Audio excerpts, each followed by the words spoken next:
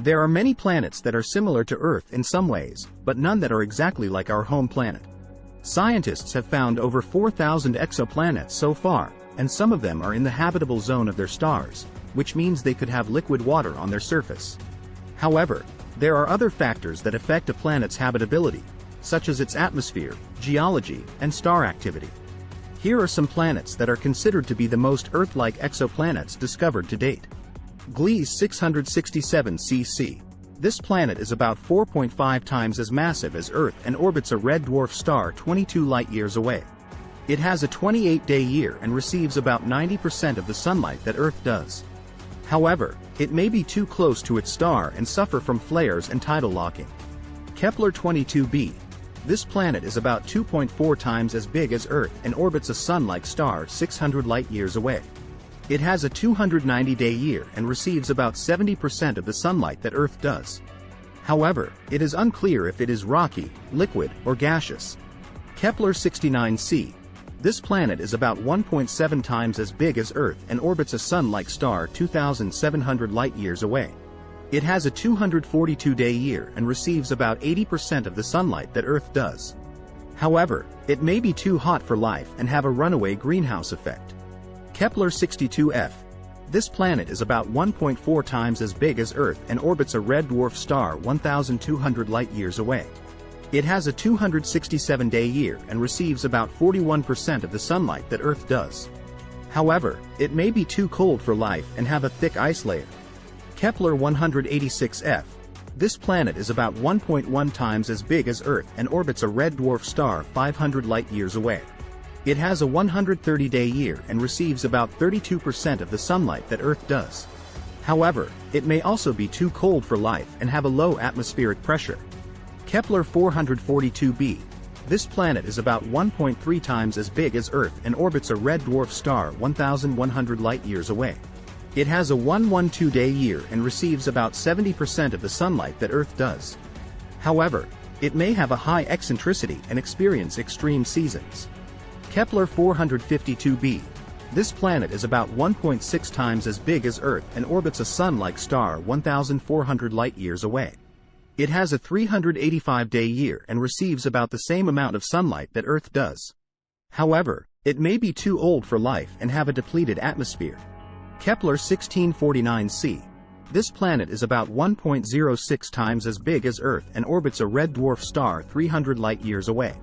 It has a 19-day year and receives about 75% of the sunlight that Earth does. However, it may be subject to frequent flares and radiation from its star. Proxima Centauri b. This planet is about 1.3 times as big as Earth and orbits a red dwarf star 4.2 light-years away. It has an 11-day year and receives about 65% of the sunlight that Earth does. However, it may be tidally locked to its star and have a strong magnetic field. TRAPPIST-1e. This planet is about 0.9 times as big as Earth and orbits a red dwarf star 40 light-years away.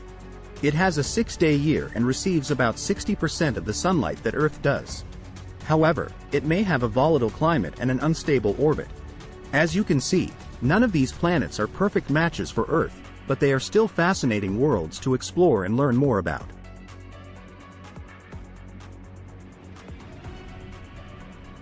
Scientists find exoplanets by observing the effects they have on their stars, such as blocking some of the starlight or causing the star to wobble. There are 5 main methods that are commonly used to discover exoplanets. The transit method. This method detects a planet when it passes in front of its star, causing a slight dimming of the star's brightness. This method can also measure the size of the planet and sometimes its atmosphere. This is the most successful method so far, and it was used by NASA's Kepler Space Telescope to find thousands of exoplanets. The radial velocity method. This method detects a planet by measuring the Doppler shift of the star's light, which changes as the star moves slightly closer or farther away from us due to the planet's gravity. This method can also measure the mass of the planet and sometimes its orbit. This is the second most successful method, and it was used to find the first exoplanet around a Sun-like star in 1995. The direct imaging method. This method detects a planet by taking a picture of it, either by blocking out the star's light or by using infrared or other wavelengths.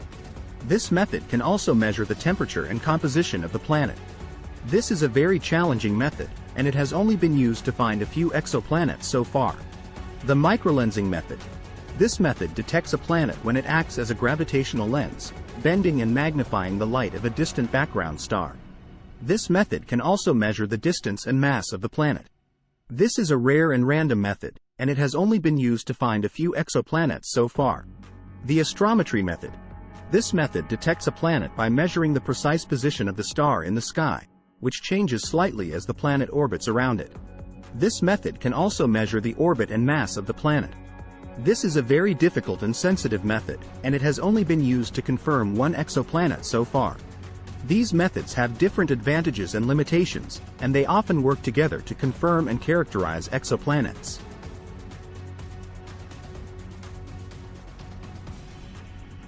Living on an exoplanet is not an easy or realistic option for humans, at least not with our current technology and understanding. There are many challenges and uncertainties that make exoplanets inhospitable or inaccessible for us. Some of the challenges are: distance. Exoplanets are very far away from Earth, and traveling to them would take a very long time, even at the speed of light. For example, the nearest exoplanet, Proxima Centauri b, is about 4.2 light-years away, which means it would take 4.2 years to reach it if we could travel at the speed of light. But we can't, so it would take much longer with our current rockets. And most exoplanets are much farther than that. Environment. Exoplanets may have very different environments than Earth, such as extreme temperatures, pressures, gravity, radiation, weather, geology, and chemistry. These factors could make life impossible or very difficult for humans and other Earth organisms.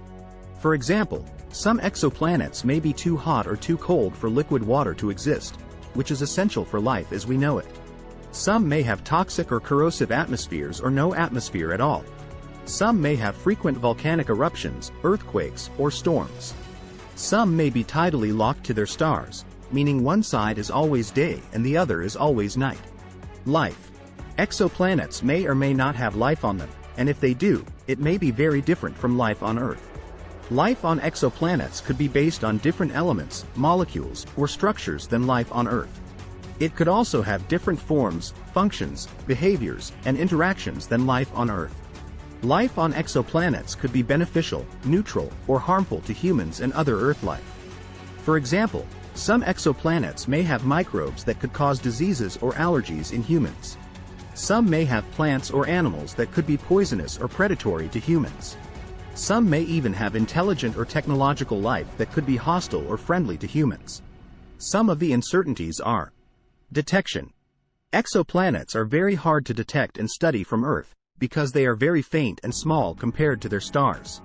We can only use indirect methods to infer their existence and characteristics, such as measuring the dimming of starlight when a planet passes in front of it, the transit method, or measuring the wobbling of a star when a planet orbits around it, the radial velocity method. These methods have limitations and biases, and they often need confirmation from other methods or observations. We can only get rough estimates of some properties of exoplanets, such as their size, mass, orbit, temperature, and atmosphere. We can't directly see or image most exoplanets yet. Characterization. Exoplanets are very diverse and complex systems that may have many unknown features and phenomena that we can't predict or explain with our current models and theories. We can only compare them to what we know from our own solar system and planet Earth, but that may not be enough or accurate. We need more data and evidence to understand the nature and history of exoplanets, especially their habitability and potential for life. Therefore, we can't say for sure if we can live on any of these planets without visiting them in person and conducting extensive research and exploration. However, based on what we know so far, most exoplanets seem to be very different from Earth and not suitable for human habitation. Even if we find an exoplanet that is similar to Earth in some ways, such as having liquid water and a breathable atmosphere, which is very rare, it may still have many other factors that make it incompatible with human life. And even if we find an exoplanet that is truly Earth-like in every way, which is extremely unlikely, it may still be impossible or impractical to reach it with our current technology. If you enjoyed it, please give it a thumbs up, share it with your friends, and leave a comment below. And don't forget to subscribe to the channel for more awesome content. See you in the next video. Thanks for watching.